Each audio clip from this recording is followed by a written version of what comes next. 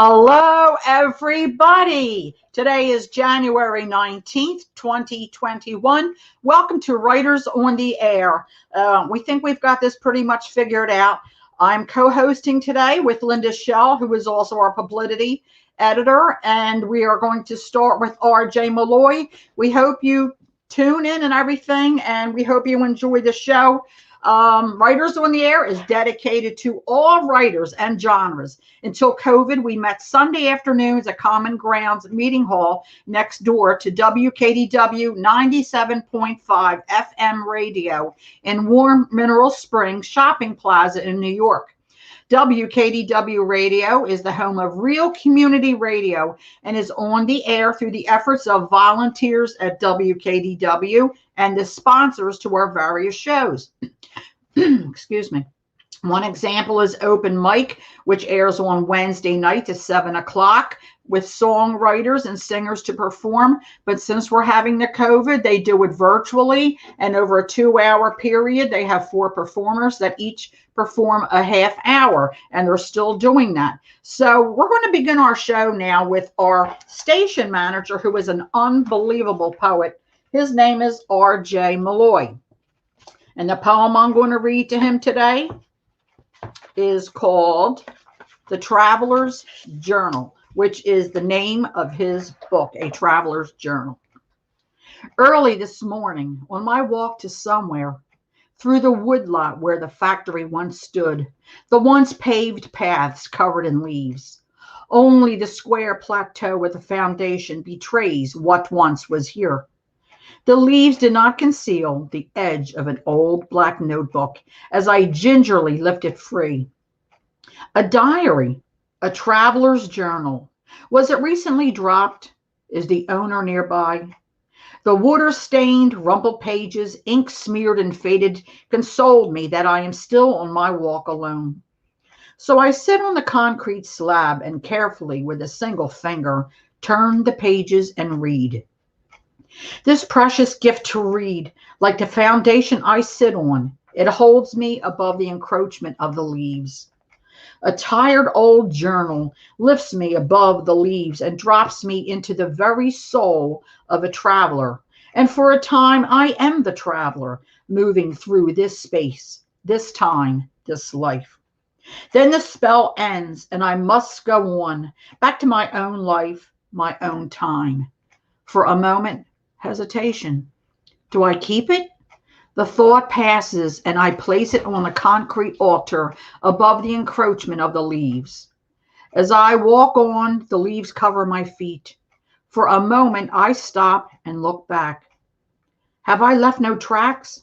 No sign that I was here? I stoop and pick up a leaf, rising with the stiffness that a damp autumn morning brings. I marvel at its colors, the symmetry, the tenderness of the stem and veins. In all of this woodlot, there is no one like it. Again, the world beckons, and I move on. The simplicity of just being here is sign enough.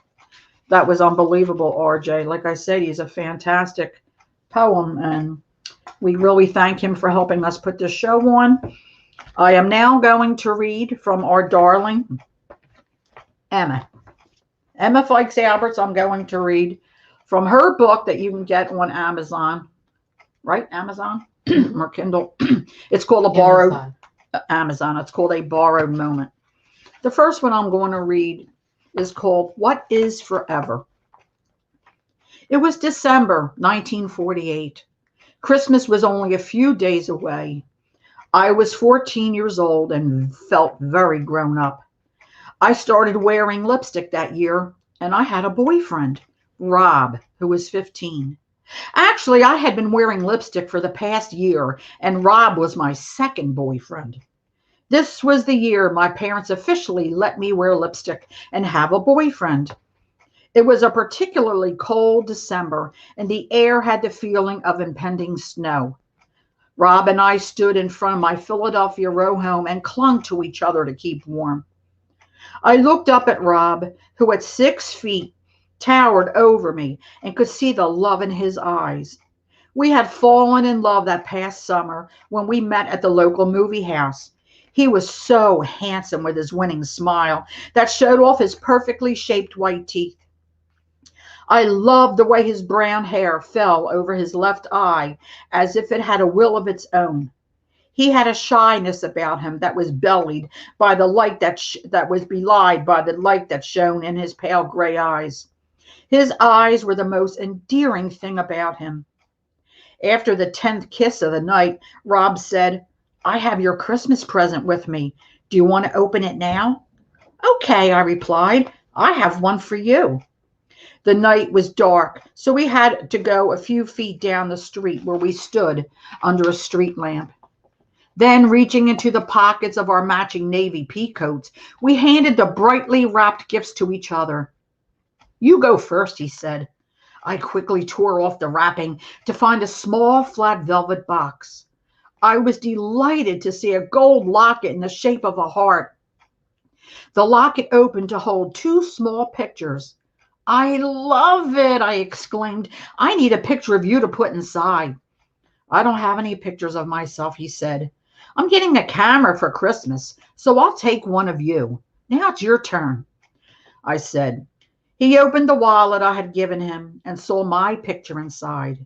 Tears welled in his eyes. "This is the most wonderful present I've ever had. I can open it every day and see your face." I was so overcome with joy that I was unable to speak. We walked back to my doorstep and kissed one more time. "I'll love you forever," he said. I stood at the front door and watched him as he walked away. His shoulders were hunched against the cold. He stopped under the street lamp and turned to wave. I waved back and watched him pass under the streetlight into the night. That was the last time I saw him alive. He died 2 weeks later from a little-known disease called leukemia. He was buried on a gray January day in 1949, with his wallet and my picture tucked safely in the pocket of his blue serge suit. What is forever? Forever is a moment in time that lives in your heart. That was absolutely beautiful, Emma. Very, very, very pretty. And I'll have another small one of Emma. This is called Waiting for the Play. I'm sitting at Starbucks on the corner of Broad and Pine in Philadelphia in 2005. Over the speaker, Billie Holiday is singing the song Tenderly. I saw her in 1950 at a jazz club a block away on Broad Street. The song reminds of Ray and a sailor I loved in 1950. I'm sitting in Starbucks on the corner of Broad and Pine, waiting to go to a theater a block away on Broad Street to see an Arthur Miller play that heralds my granddaughter Amanda as the stage manager.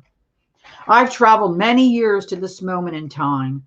I ponder the past as I wait, sitting in Starbucks on the corner of Broad and Pine, and I wonder if my failures outweigh my triumphs.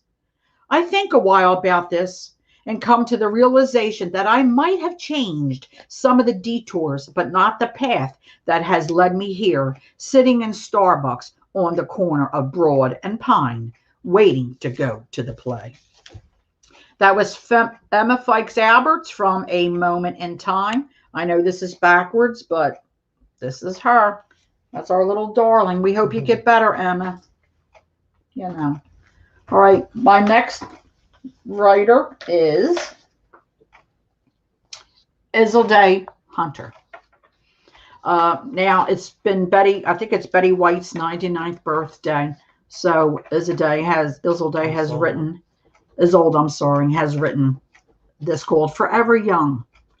I keep my oldness hidden by holding my head high. That was the flesh beneath my chin is hidden from the eye. To keep my oldness hidden, I plaster on a grin. My friends see a radiant smile. Diverting is no sin. Ironically, my oldness I'll willingly admit. Days when distraction does succeed, they tell me I look fit. Then oldness becomes flattery. I so believe my press. And everybody envies me. I'm younger than the rest. This was for Betty White. You might as well keep her up. We have more. Thank you so much, Isolde. All right, this one is called The Calm Before the Storm. Like enraged children in the timeout corner, rabble rousers are diffusing. Calm before storm? What new propaganda will repetitiously inflame indignation? The siege has been simmering for so long. Pray they turn away, if only in exhaustion. Reconciling now to peace. Democracy, a mere ideal, is still worth this world's aspiration. That was by Isolde Hunter. Thank you. And I'm just going to read one more from Isolde. A Reader's Empathy. I wrote a book, or should I say, it wrote itself for me. It seemed each word inscribed within emerged most magically. In dark of night, I'd switch on light and clutching pen in hand, I'd scribble lines from whence they came. I'll never understand. My second book was rich with zest, each word weighted in thought. I laughed and cried at wild ideas as playful words were wrought. But as each book was read and shared, that first seemed much preferred, while reading pain upon each page, droplets of tears incurred. Both books spoke truth, the first from heart, the second came from brain, which unashamed sometimes revealed a rather glib refrain. But first book spewed my bursting heart, my mind could not contain. Perhaps my wounds related to some reader's buried pain. Thank you, Isolde. I'm sorry, Isolde. I'll remember you as Izzy. All right, now it's time for Linda R. Wright. That's me, the nut job. Okay. This is called Under the Big Top. Welcome to Circus Town. I am your ringmaster, where common sense has taken a flying leap over the high wire, straddling the rope of decision and fallen flat on its communicable ability to differentiate balance. The bleachers are packed to the rafters with shouts and hysterical rhetoric as the comedic clowns enter the arena, all squeezed into one small rectulous cavity, clamoring for the right to proclaim themselves King Humpty Dumpty, whilst pulling magnitudes of off-color scarves out of their pocketed tricks, pausing to blow one's nose, spewing colorful confetti into the atmosphere of reason. Sans the phrase, "Welcome to the big top." Delicious hot dogs and peanuts are being passed out by the tenacious organ grinders and their monkeys, playing their own tunes up and down the aisles, separating fact versus fiction.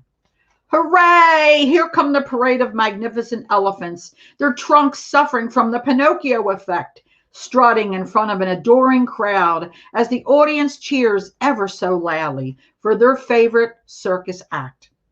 PSA, coming to a town near you.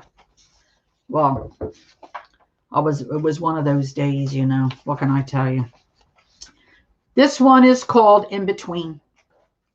In the even tides of life, sands of the hourglass slowly escape down through a channel of time diminished. Each grain suggestive passages of existence until very few remain, silently disappearing unnoticed, dormant in the vessel of depletion, dismissed from minus over years, each minute grain enclosed in the glass globe of beginnings, waits not to be taken lightly. For sands of time wasted move swiftly through that channel of in between, without hesitation or concern for the what ifs. Thank you. Okay. All right. I'm going to move to somebody else, but I might keep this in case we have extra time. This is from Patricia Dieter. She belongs to the Northport Poetry Workshop with Scott Zirkelbeck, and she sent this in. This is called Our Memories Before, Layers of Observations. A feathered escape as hens and roosters flee from the restricted, untethered setting to peck among grasses in a restricted yard. Then these marauders become captured, recaged, and no longer free. The old lady who reminded me of myself, a few years older. If only I could mimic her energy and keep what I have now. What an amazing inspiration she is. A frozen over river in late October. A playground where small landing birds slide on smooth surface, losing their balance, then clumsily taking flight. Mimicking cheerful children playing on an ice pond. Birds hiding from early snowstorm, pruning amongst the protection of heavy pine boughs, tucking their bobbing heads beneath feathery stretched wings, until blizzard relents and search for food continues. Heat of a roaring fire warming my core as I watch fiery flickers of red and gold dance. Then imagine a ballet performed just for me as I escape from the chill, snuggling in my warmth. Lunch break at Panera's draws a happy group. An elderly couple with grandchildren play and giggle as they dip into their bowl of bread, sharing each other's food, then all laugh hysterically at a grandpa joke. A treat at the B&B as white linen tables color delicate china. An elegant stemware set the mood for mouth-watering breakfast.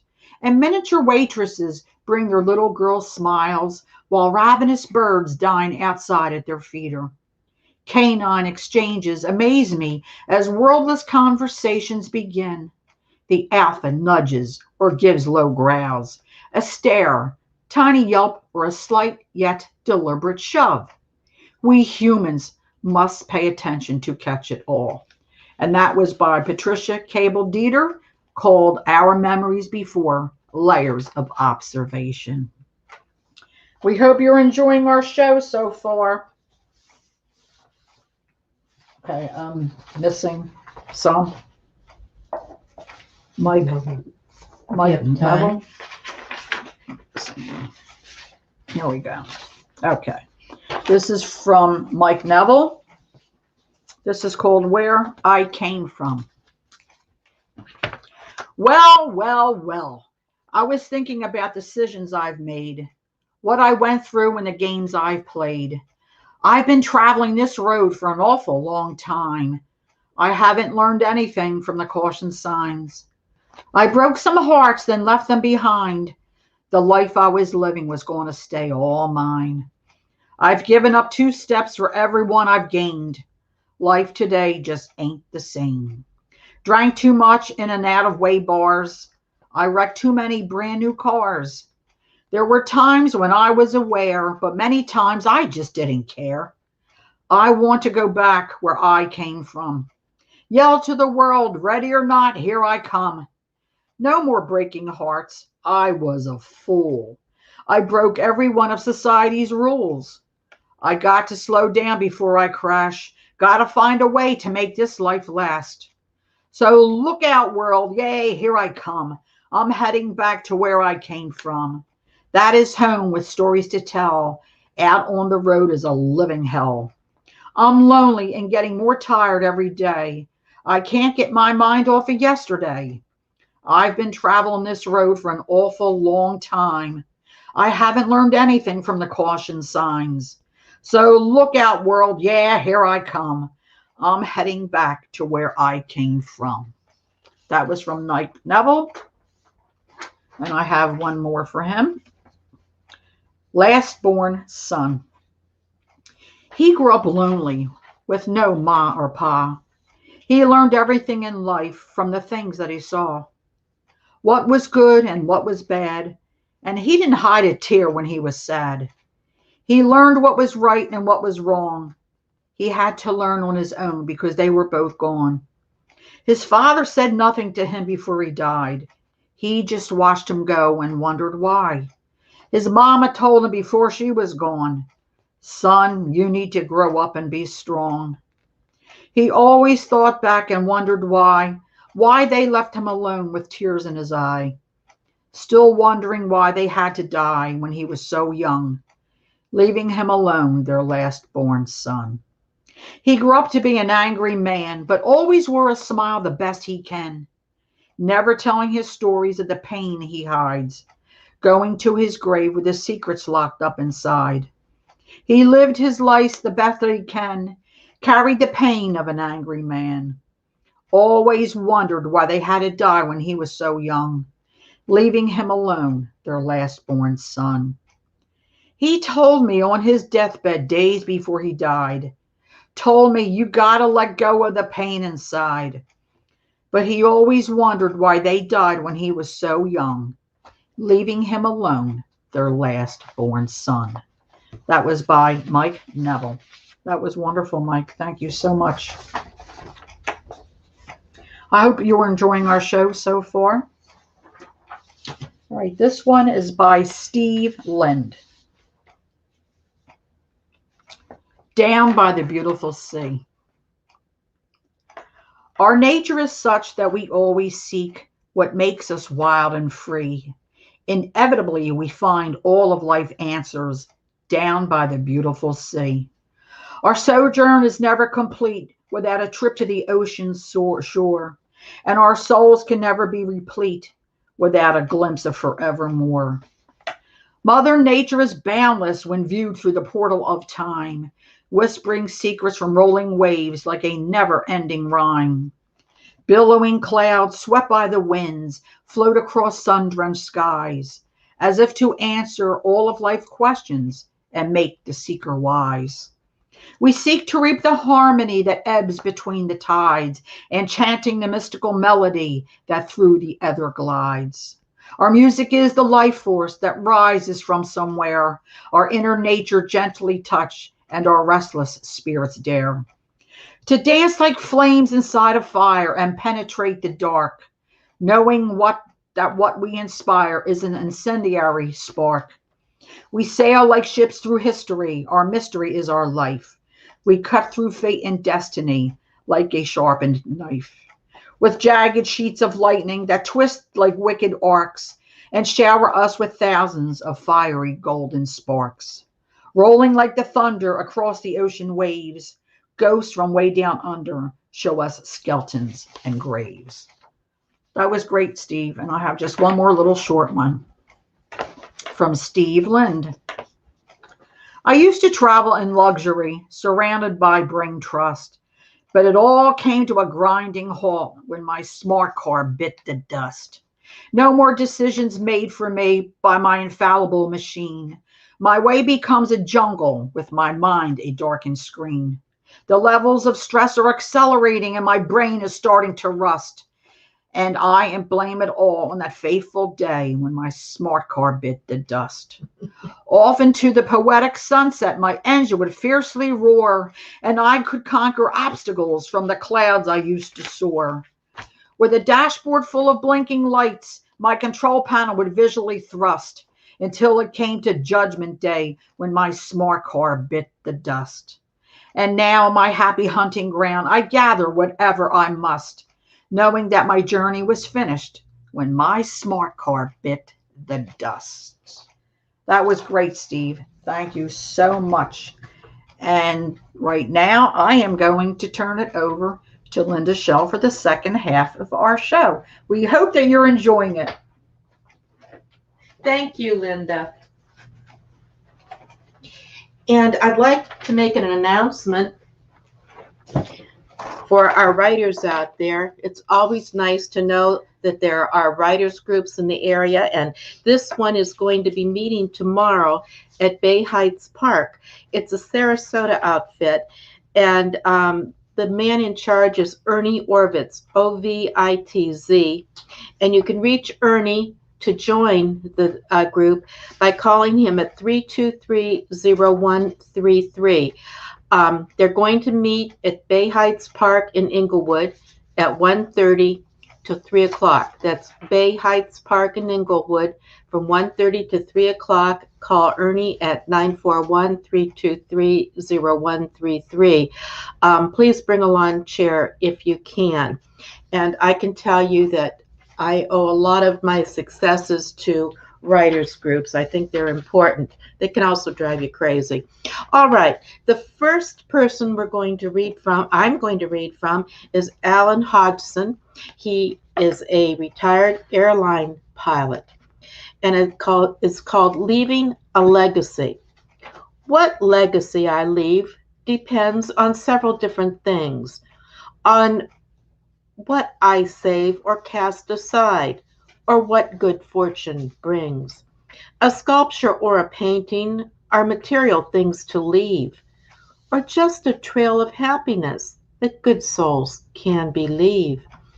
A goodwill act is easy to gift before I go, but needs someone to follow to try to make it grow. And so I'll end the process to save more thought and time, with nothing much to offer, and leave this silly rhyme. Thank you, Alan.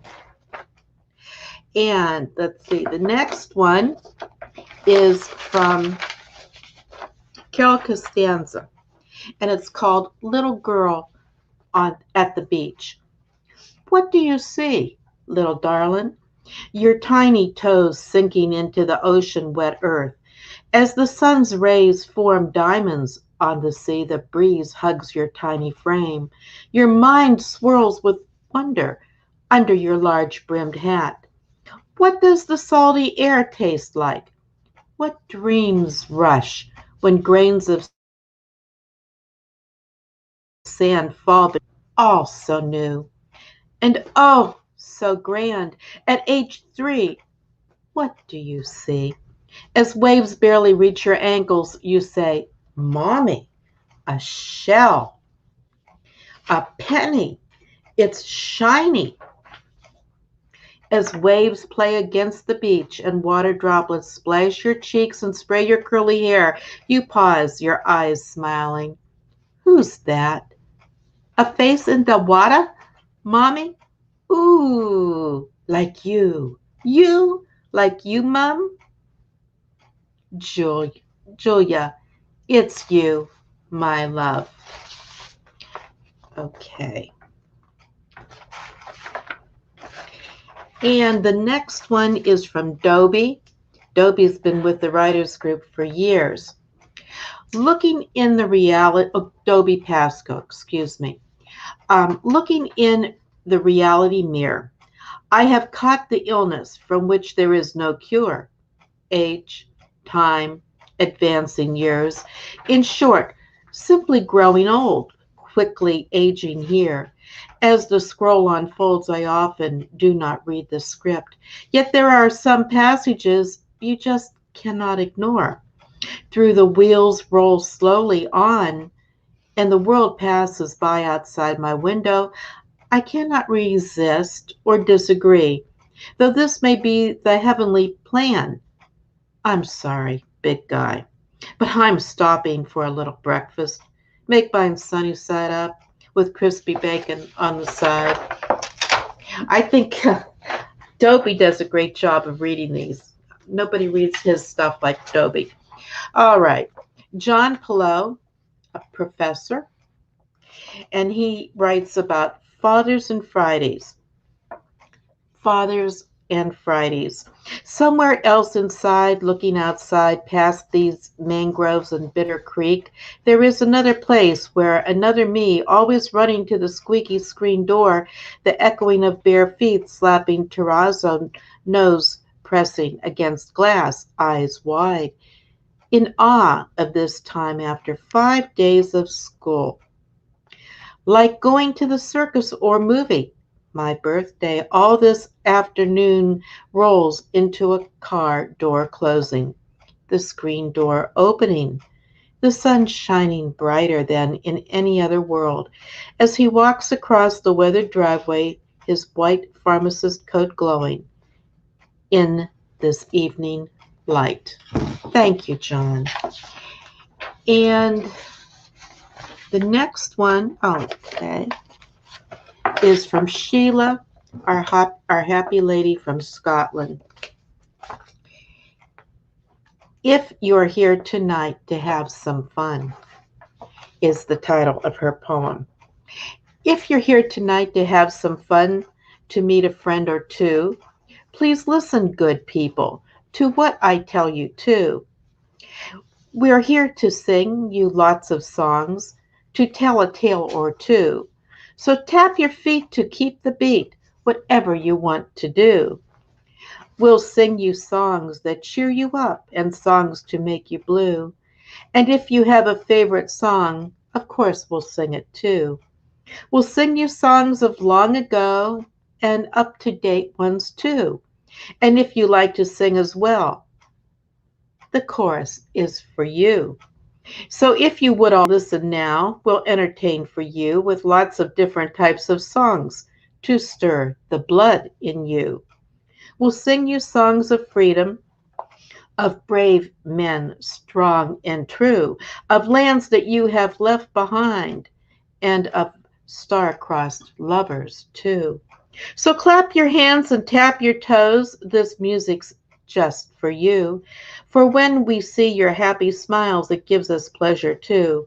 So if you're here to have some fun, to sing a song or two, just sway in your seat to keep the beat. We'll be happy too. Thank you so much, Sheila.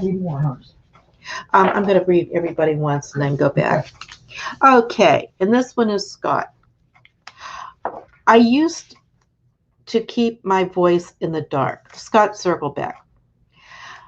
I used to keep my voice in the dark, hidden even from myself. I used to rhyme my thoughts together, built confidence to spring from the board. I used to slosh through waters deep and paddle and battle until I was complete. I used to timidly read in soft mutters my chosen words. We all have a starting point. I used to look down on the page, never connecting, pausing with breathless stare. I used to fight myself to release the vision that only the voice can project. Now I lead others to the light, basking in the nirvana of each self. Now I write what comes from the heart, mind and soul, nothing less I can afford. Now I decorate with words felt, the blank page of a white paper sheet. Now I affirm my thoughts with peers, listening for the magic to anoint. Now I show with tone or texture the story for their approval, my poetic flair. Now I have a faith in my voice to speak volumes, to touch, to affect. Thank you, Scott.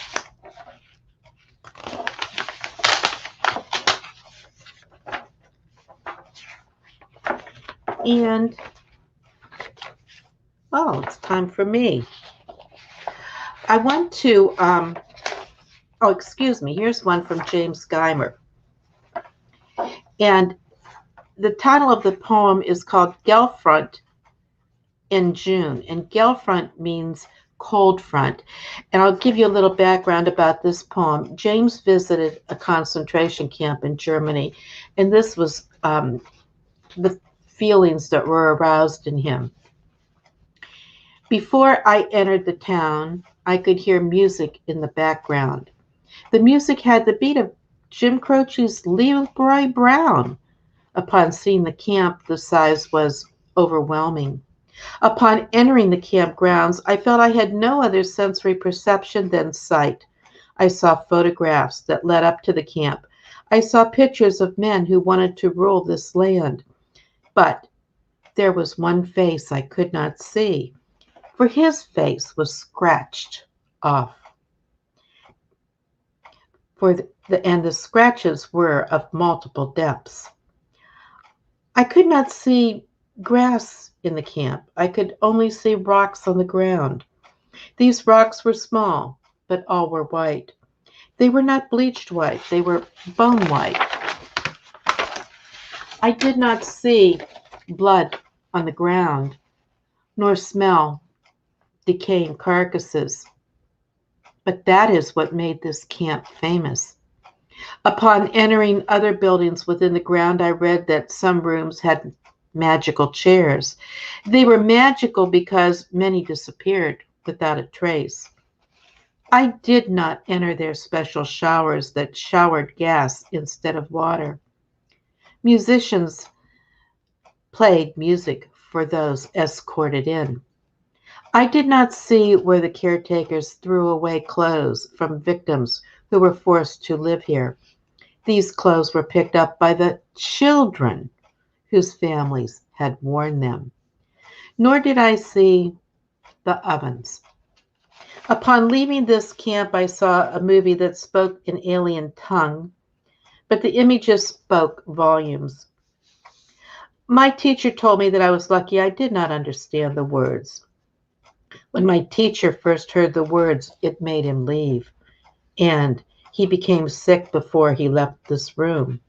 I picked up a souvenir prior to leaving this camp. It was a book about the camp. Upon leafing through the book, I did see photos that were of the camp. It showed the face of the man whose face was scratched off. I do not wish to utter his name, for I grew to hate this man. The other images in the book changed me.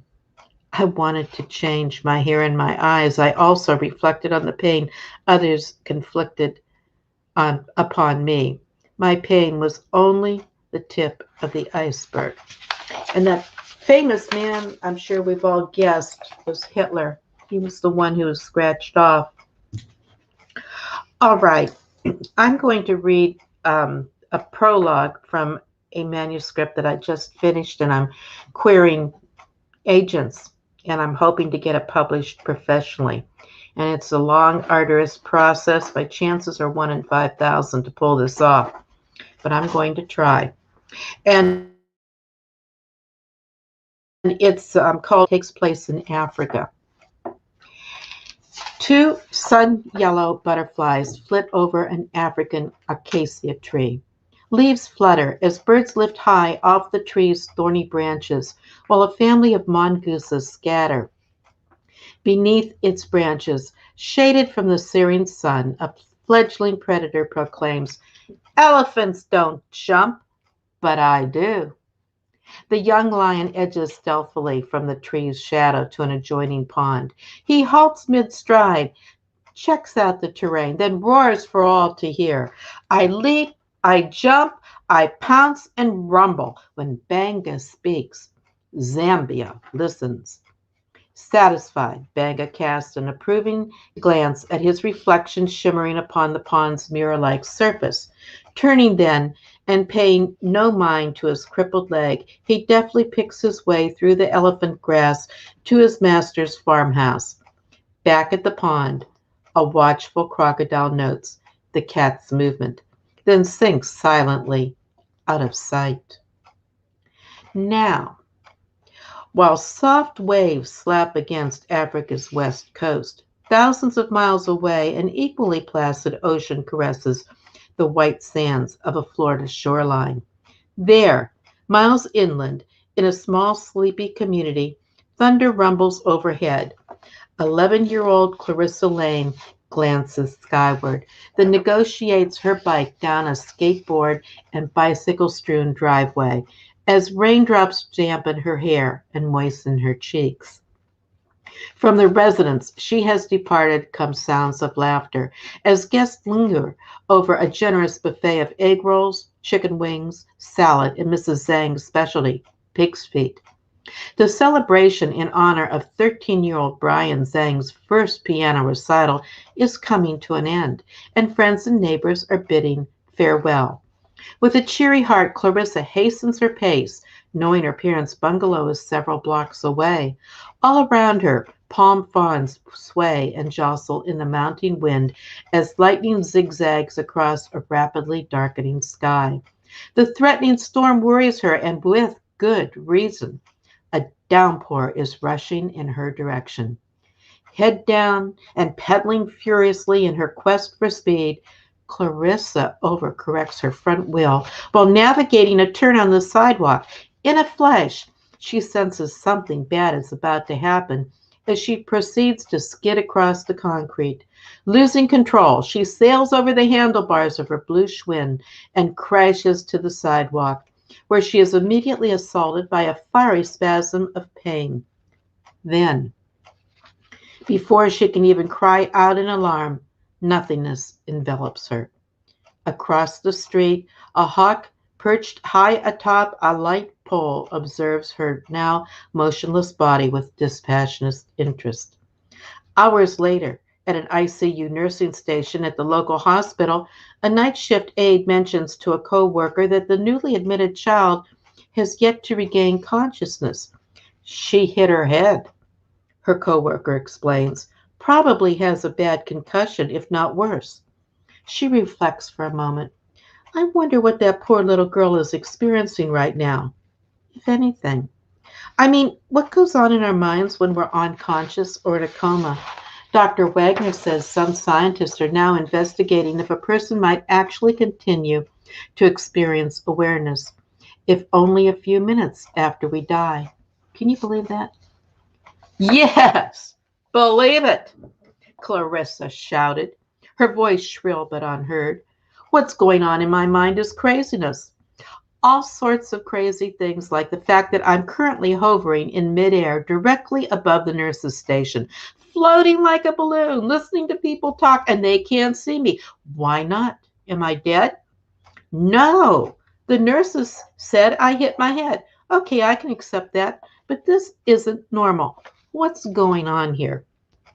A non-answer came via a blinding flash of white light, followed by an instantaneous descent into the utter darkness of a bottomless pit. Initial flickers of fear were soon replaced by an intuitive certainty that her fate was no longer hers to decide. And so, given the obvious futility of resistance, Clarissa decided the best course would be to just relax and give herself over to the inevitable, whatever that might be. It wasn't long, seconds, minutes, before she felt herself easing through a narrow passageway, her head popping through into a totally new environment, shadowy, alien, yet clearly non-threatening. Clarissa struggled through a barrage of sensory overload. Then her head unexpectedly came to rest against what felt like a furry pillow. An aura of pure joy enveloped her. Exhausted, she struggled against a warm, welcoming body, felt its unseen heart pulsing against her ear, and promptly fell into the deepest sleep she had ever enjoyed. Welcome to your new home, Clarissa. And I'll give you a hot tip. She's in a coma in the hospital, and her conscious mind is inside the dog of a newly born Spanish puppy in Zimbabwe. And she is going to team up with a lion cub, and they're going to save the family farm. Okay. Yeah, you have time. Okay, we're going to go back over and read a few more. And I am going to read one from Sheila. If you were here today, young men, she says, if you were here today, young men, instead of in your graves, what would you think of your country now and the sacrifice you made? All you who suffered, fought and died, or in prison camps did dwell, to make this earth a better place instead of a living hell. I think you'd be appalled to find we're spending all our dough on much better and bigger bombs to keep us safe, you know. I wish I could say all the world today is working hard for peace. Yet it seems to me the news each day is full of hate and grief. In the same way, we're all taught today, our country right or wrong, we're all working fast for the biggest blast to obliterate the wrong. For we all must hate the enemy, those folks we've never known. They don't believe what we believe, and they're always wrong. I think you'd be sad for the children, though, for what did they ever do but laugh and play in the sun all day? Do we have to hate them too? Can't we all learn from past mistakes and never lift our hand in anger or in hatred against our fellow man? If everyone around the world the simple thing would do, this earth would be a paradise for us and our children too. If we would only listen to the desperate and the poor, no bombs or guns would threaten us if we shared a little more.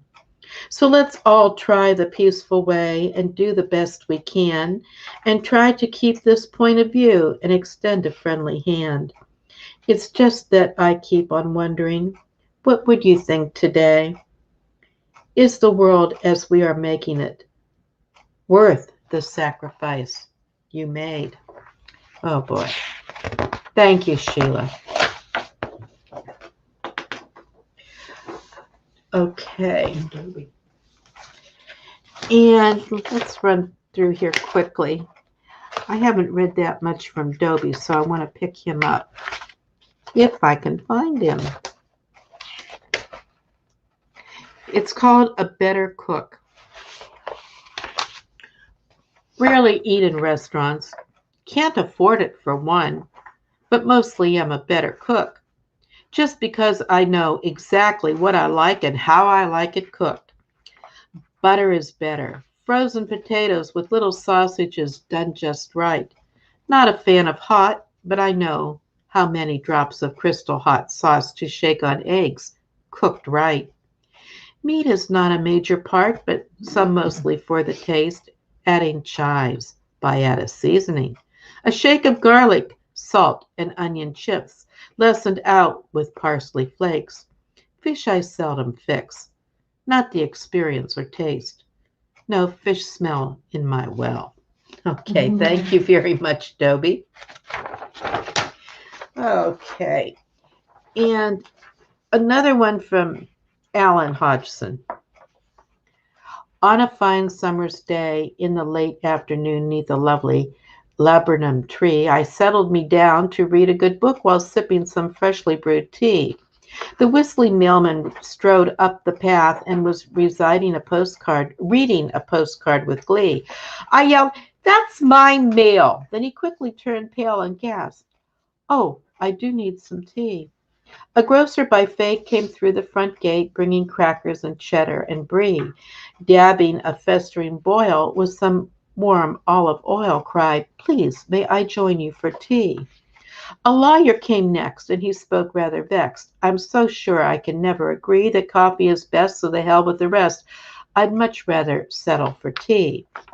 A bobby walked by with a freshly napped spy, who was manacled lest he should flee. "We'll each have a chair, and we'll sit over there," said the bobby, "while I have some tea." A stuttering vicar came to say, as he timidly walked up to me, "Let's pass around this collection plate, then perhaps I could purchase some tea." They all sipped and they sipped as they chattered and quipped, till their bladders were filled with some let out a roar as they dashed to my door as I smugly sat swinging the key. The copper then said, with his face a bright red, "It's urgent, we all have to pee." "Then go to your home and leave me alone with my book and my last cup of tea." They all fled down the lane, and it's peaceful again at the table set under the tree. And I thought with a smile, I'll relax for a while, enjoyed a nice cup of tea. Well, I'll tell you what, if my neighbors bombarded me that way, they wouldn't be my neighbors very long. Okay, Linda, I think you want to say something or say goodbye? Yeah, I'll be right there. Okay. While Linda's coming to the table, I want to say, look at our Facebook page. We've got lots of good advice there for writers. And I'm going to turn it over to Linda now. Be well, stay safe, wear your mask.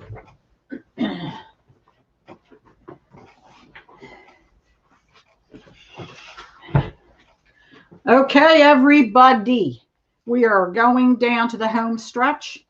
I hope you've enjoyed today's show. We sure had time, a great time. We are going to try to do this every Tuesday morning, right? The show coming on at 11:05, and this will be aired. The show today will be aired Sunday at 3:05, our regular time, on KDW Radio. just like, we used to do, because we can't go in the thing.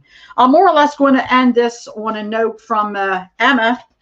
It's just a real short one called Don't Ask.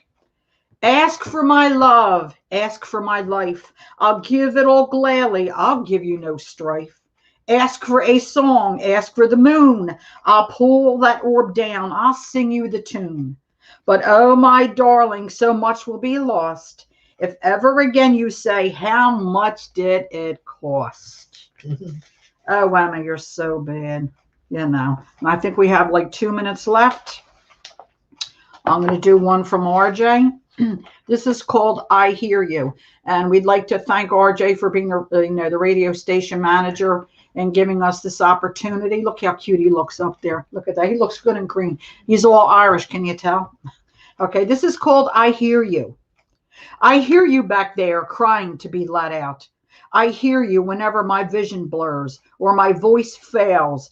I hear you back there crying to be let out.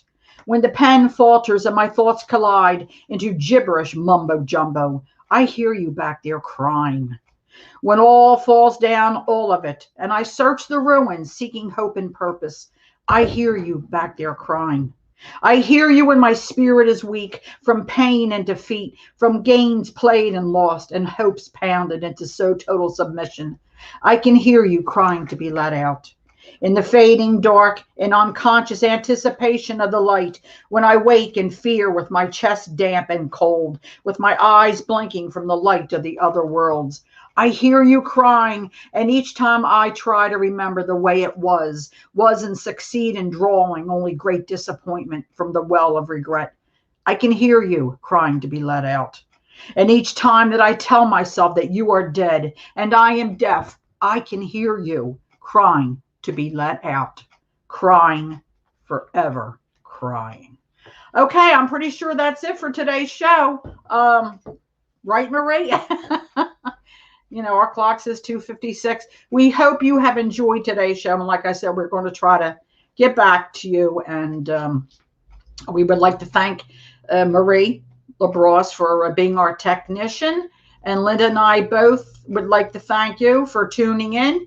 And just if you enjoy our show or any other shows from our radio station, please push the donate button. We could really use the money, and we love you guys, and we will see you next Tuesday. And remember, this Sunday we will be on the radio.